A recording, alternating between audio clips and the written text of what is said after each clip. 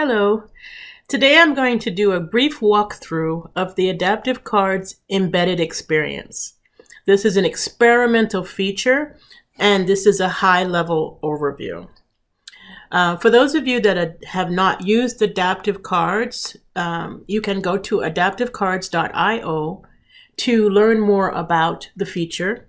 Let's take a peek there in our browser. So I'm just going to create a new tab, and I'm going to go to adaptivecards.io, which is the site where you can find all the information you need about adaptive cards. And just to kind of sum up the purpose of adaptive cards, it is a way to create data-driven experiences where you're trying to either show data or you're trying to collect data from someone who's looking at your adaptive card. The reason it's called adaptive is because you don't have to worry about the UI. As you make adaptive cards, they actually leverage the host so that they know what they should look like. So as you can see here, I've got an adaptive card over here, and if I change the host, and that just means who is on the receiving end of the card, then the card just adjusts. So this is what the Teams host looks like. This card looks like in Teams if the user has got their settings set to the dark environment. So each host has a different configuration option for personalization. That might include dark, light, that might include different sizes, different layouts. And so instead of you having to worry about switching your background based on where you are or changing the colors of your text because you don't want them to disappear on a black screen, basically the host handles the look and feel for you. And all you have to do is focus on the actual content. And this is the beauty of adaptive cards, because most of us really know how to manage information, but we're just not the greatest at UI design. So we fell in love with the Adaptive Cards Designer because it helped us to build cards for Microsoft Teams. This is something that Power Automate has had for over a year. But some of our users gave us feedback that, a lot of the copying and pasting in JSON, they weren't sure whether they were editing it in the wrong way. They were afraid they were breaking their JSON. And basically, it is very easy to do. If you're not familiar with working with JSON, it can be quite easy to delete a quotation mark and entirely destroy your JSON.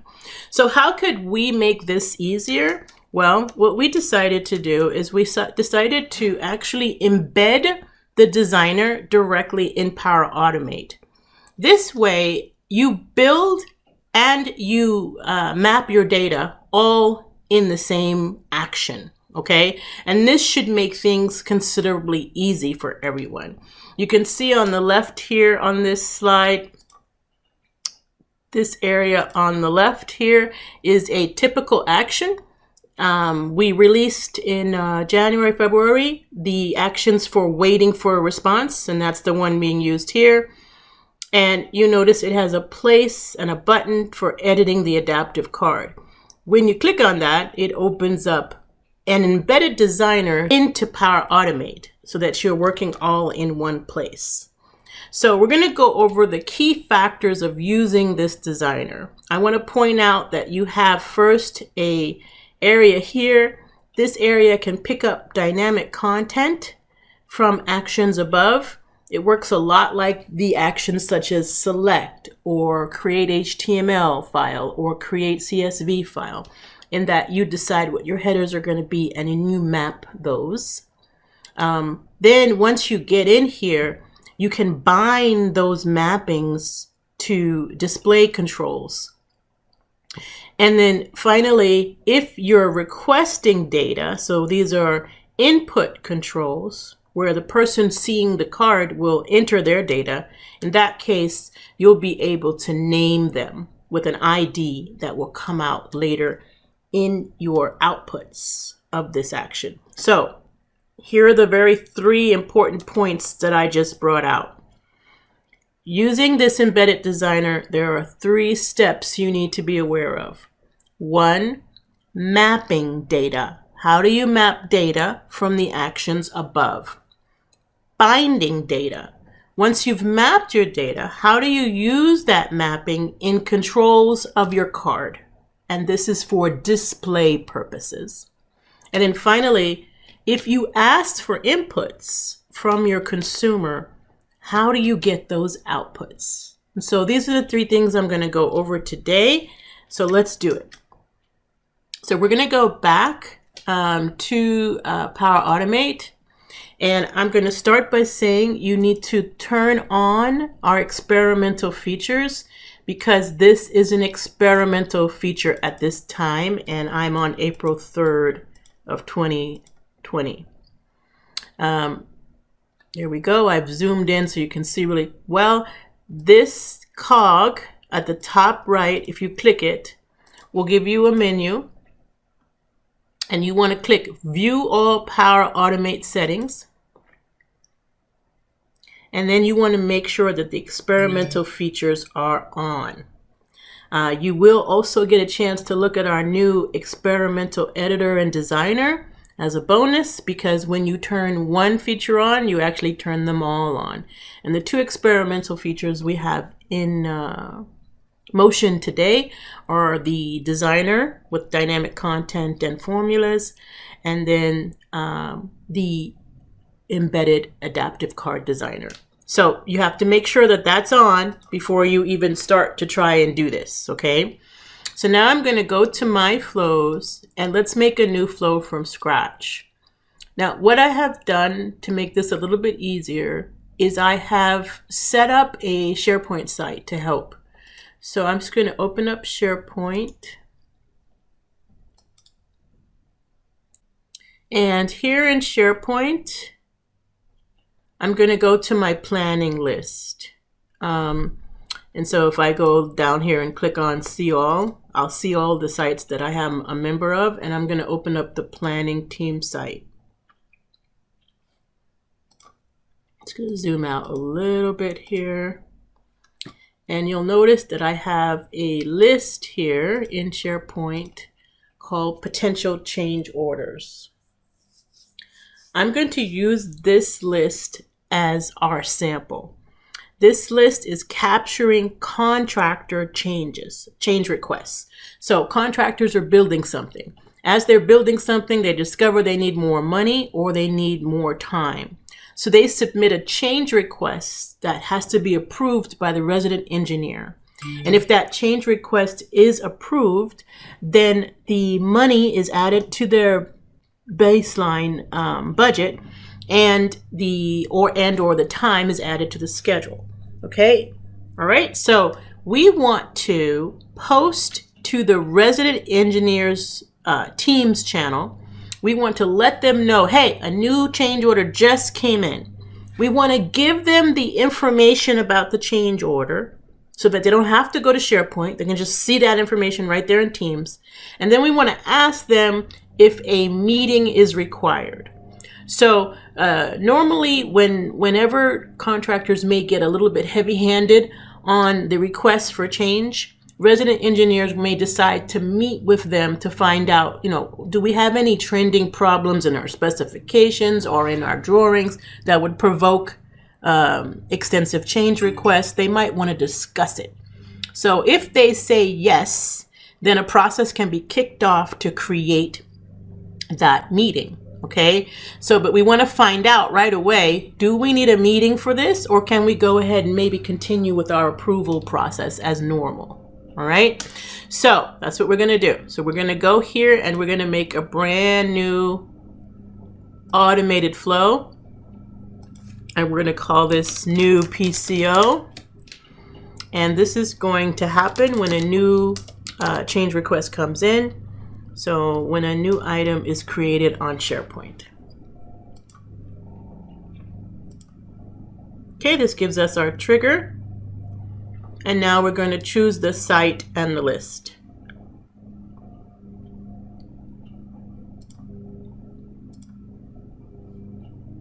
And as you can tell, I'm using the new designer that is also in experimental. So that's kind of like a bonus you get when you try the other thing out. All right, I don't need to put any advanced options. That's good enough. So when this new item is created, I'm going to post a card to Teams, to the Resident Engineers Teams channel. Okay, so I'm going to start by hitting New Step, and I'm going to choose Post an Adaptive Card. And you'll notice that, as usual, we have 4. The user and a channel, they were released early 2019. And then this year we released the wait for a response for both user and channel.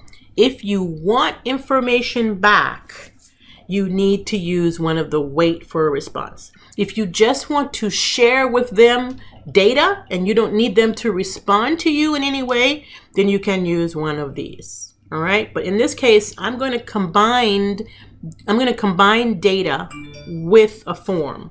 And so just to peek back at that PowerPoint slide here, I'm going to end up with a card that has data at the top and a form for them to answer what I want them to answer on the bottom. So I'm actually doing both. And so I need the wait, and I'm posting to a channel, so I need that one. Okay, so now I'm going to pick a channel, and I'm going to just use my Teams channel, and I'm going to use my demos channel. But in real life, I would pick the channel and the team where the resident engineers are. Okay, so now we're going to start step 1, which is the data mapping. I want the information from the item that was created. So a couple things that I want is I want the contractor name. So I can type that as a header over here. That's what it's going to be called in the data. And then I'm going to use my dynamic content to find the contractor's name. This happens to be a lookup column in SharePoint, which means every little lookup column has an ID and a value. So I'm going to actually choose the value to get the contractor name. Then I want the description. And there is a column dedicated to description. Now I can also type up here to kind of move a little bit faster in my search. I'm also going to look at the cost estimate. And this is also a column in here. And I don't think I need anything else. Okay, so I'm going to use these 3 factors on the top of my adaptive card so that the resident engineer can determine whether or not a meeting is needed. So whenever you're posting adaptive cards, you're trying to give people information in the context of the team focus.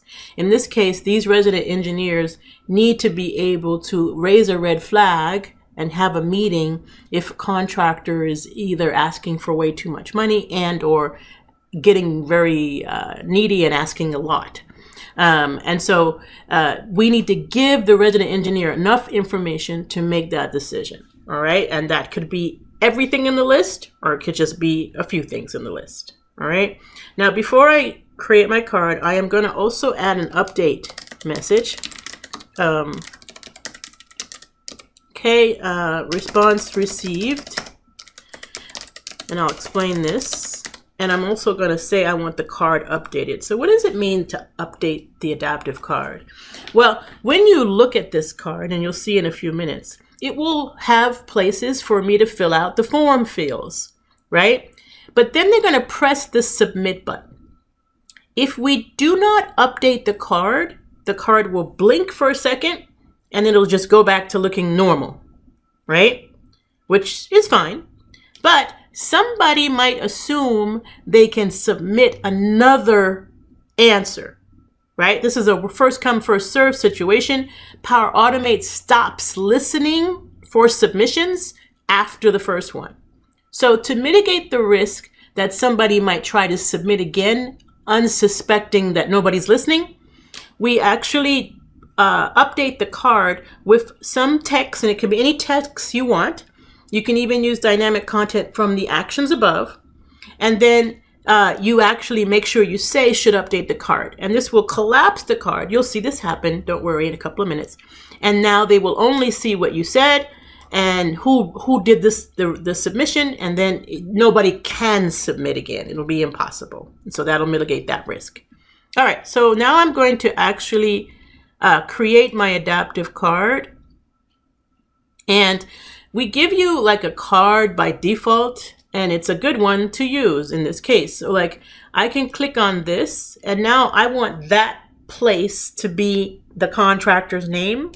So I can just click on binding and choose contractor name. And that's what will show there. Now we don't have a value at this moment, but when it runs, that's what you'll see there. Now what I might also want to do, and you can see the text over here, is prefix that, right? So I'm just going to put contractor name so that they realize what that is. Now I also wanted to add the cost estimate. So over here are all my controls that I can put on this card. Notice that I have containers. The card itself, by the way, is a container. And if you want to understand these different pieces, you can open up the card structure, and this will help you to see. I'm going to close this for now. This will help you to see when you click on things what they are. This is a text block. This is a text block. This is input text. This is input text. And so you can kind of see the whole card. This adaptive card is a container, but you can also add other containers like column and fact sets and image sets, okay? You can add additional text blocks. Like for instance, I want to add the estimated amount, and I don't see a place to do that right now. So I'm just going to drag this text block onto the screen and move it wherever I want to move it. I can just use the move icon here to move it, or the delete icon to delete it. Okay, so you have that choice. So I'm going to do that again. I'm going to click on this and then move it into the screen. And then I'm going to put that estimated amount there. So I'm going to go ahead and hide this and open my properties. And I'm going to do my binding and bind that the cost estimate, right? And here I'm going to prefix this with cost estimate. Okay, so I have a static text that prefixes a dynamic content. Okay, cost estimate, contractor name. Here's where I can use my description. So now I have all my dynamic stuff, right? I don't think I need to do any prefix on description. It'll kind of be obvious that that's the description, but you do want to think about whether you want it to be wrapped or whether you want a separator around it. You also have font type, size, weight, and color. Now these are a little bit different than you may be accustomed to, like you can't pick black, but that's because remember we want the host to adjust the text so it complies with whatever background it has.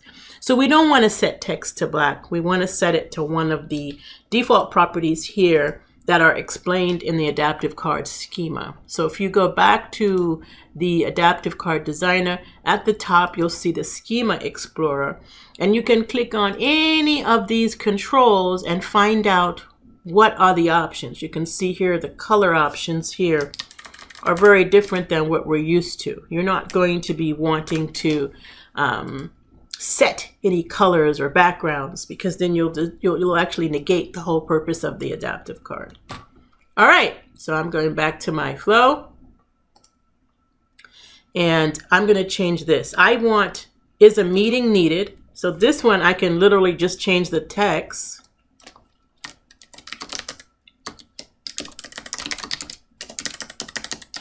Okay, is resident engineer meeting required?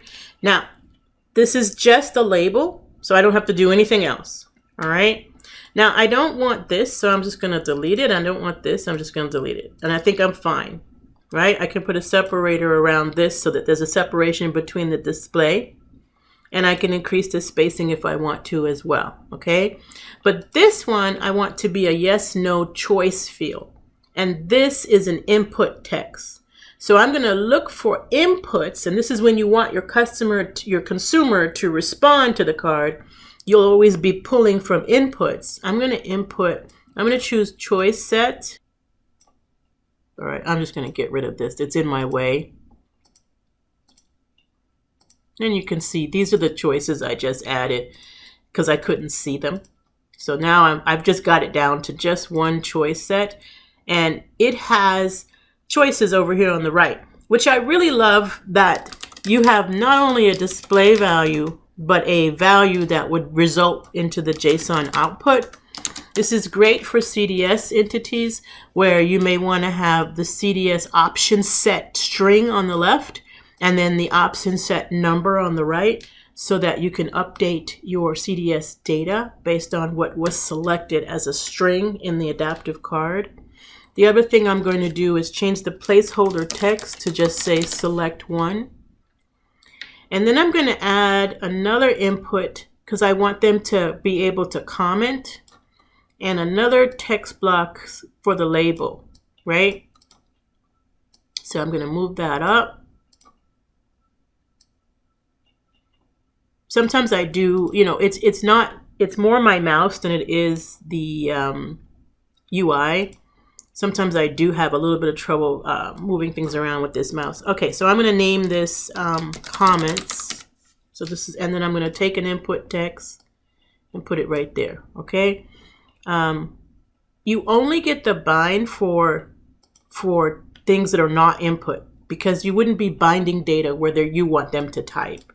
And this is enter relevant comments. So this is like what we call like hint text, right? And the submit button will submit this. Now, if we wanted to get a little bit fancy, we could add another button for opening the URL.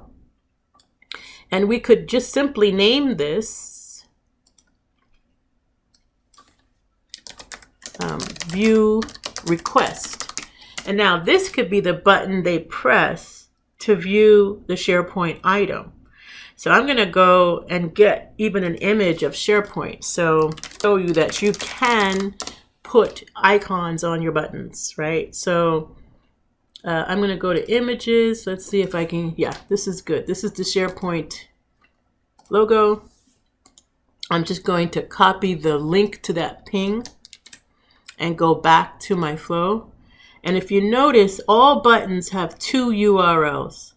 The URL that it's going to go to, which is just URL, and then an icon URL. And that's why I wanted to show you that. So that would enable me to put the SharePoint icon there. All right, so now we got a little problem on the bottom. Notice that we have some errors, right? Your errors will be shown in blue on the bottom. The first two are obvious to me in that I have not set an ID. For everything I want a consumer to type in, I need to give that output a name. So I prefix it with AC for adaptive cards, and this I'm just going to call ACRE meeting. Okay, now that has a unique ID and we can get the output back. That's why it was an error. We can't get the output back unless you give it a unique name. And then this one, we're going to also do AC comments. All right, so now we have both of those with a unique name. And the only error left is that every button that's a URL should have a URL. So I'm temporarily going to put https www.microsoft.com just to remove the error. But I'm going to show you we may need to dynamically set that, right? Okay, so I'm going to just save card. And then I'm going to save the flow as well. And it is saving. I see that happening on the left. So now my card is going to happen. But I also want to add a follow-up to this response that tells people what they entered. Okay, so this is where we talk about, so let's just go back to our slides for a minute just to summarize what we've just learned. We have so far done the mapping. That was where we picked the data from the card before. Then we did the binding, where we bound anything that was for display purposes directly to the card. So now we need to get those outputs out, which is number 3. Okay, so we're going to go back to flow. And we're going to add a post a message card, which will post into the exact same. And sometimes I'll open the previous one to make sure I'm using the same one, same channel, same teams and same channel. Now, keep in mind though, there's a lot of flexibility here. I could be posting this card to REs, but also post the details of that card to a different team that may be responsible for the follow-up actions, right? So you don't have to be in the same team. You could be doing these things in different channels and different teams.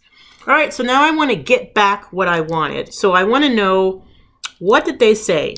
Is an RE meeting necessary?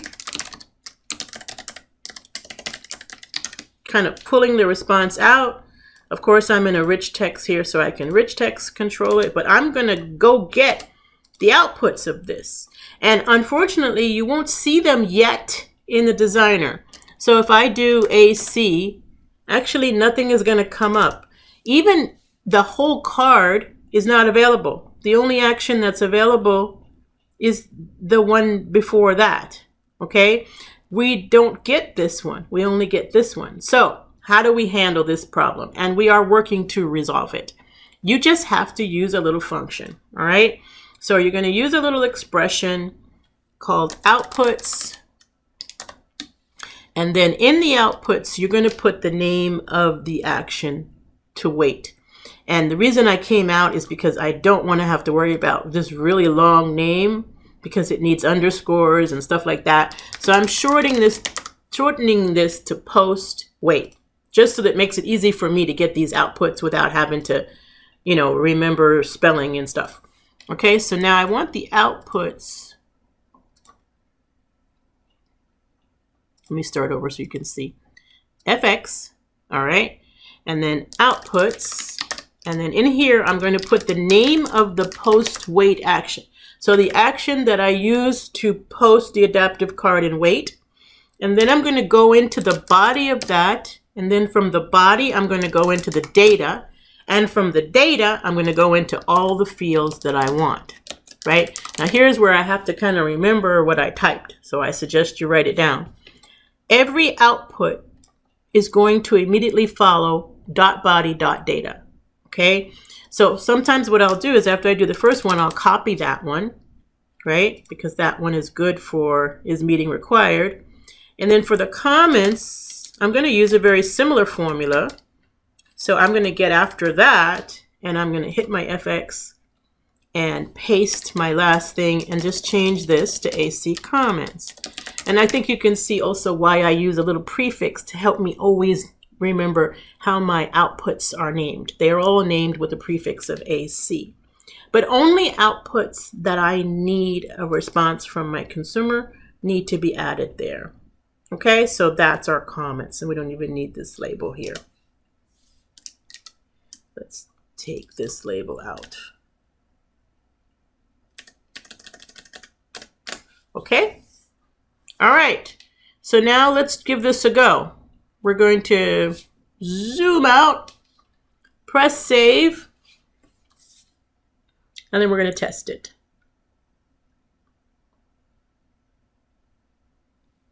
Test.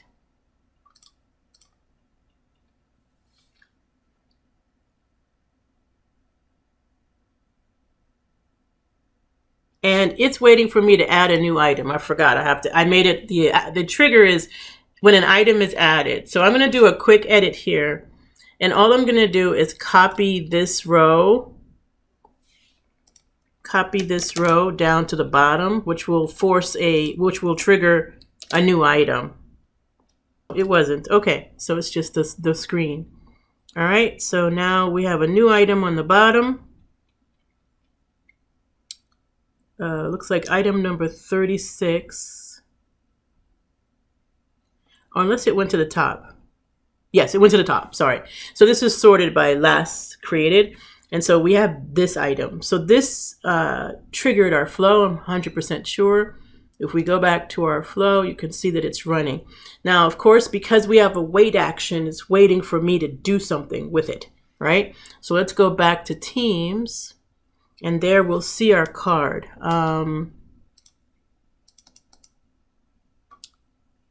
All right, I'm just going to scroll down and let you see. Here is the card that we configured. It has the dynamic content at the top, and it has everything else that we configured. Now, this meeting needed, I can say yes. I must have done 2 yeses. So we made a mistake. We'll do it over. And then in the comments, we'll do, these are my comments, okay? So basically, we've decided that $1,500 is too much for fixing the walls that were damaged by the storm. So we need a resident engineer meeting, and we're going to submit that. This will cause our flow to continue running.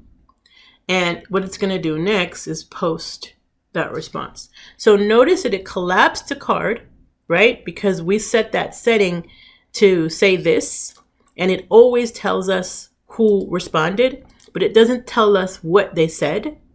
So if we want our business to know what they said, if that's not confidential, then we can post a follow-up Teams comment from ourselves that says what they said.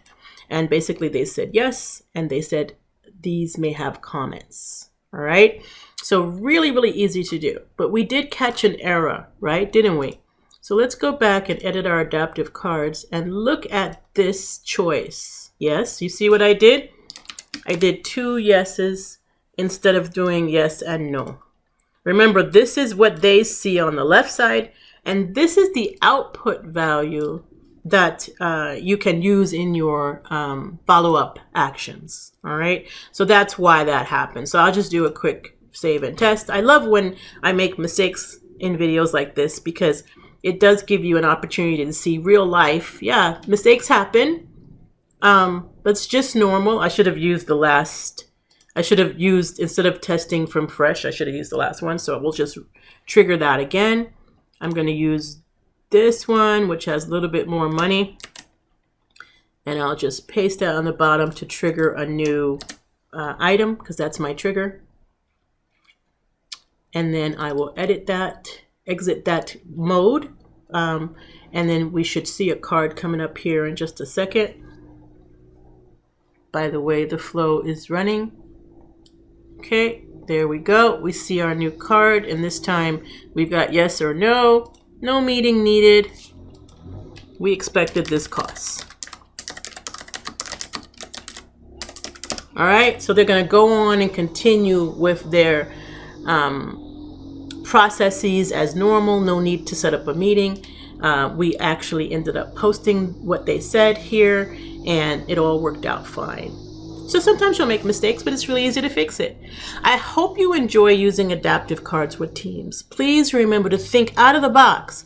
You can use data from anywhere. You can combine data, SharePoint data, dynamic sales data, services data, CDS data. And then when you collect information, that information can be collected to update any of those data sources, or it can be repurposed to update multiple data sources and or send out multiple notifications and assignments. So this is a really huge advantage. I hope you take advantage of it. And please reach out on the community if you have questions or comments. Thank you for your time.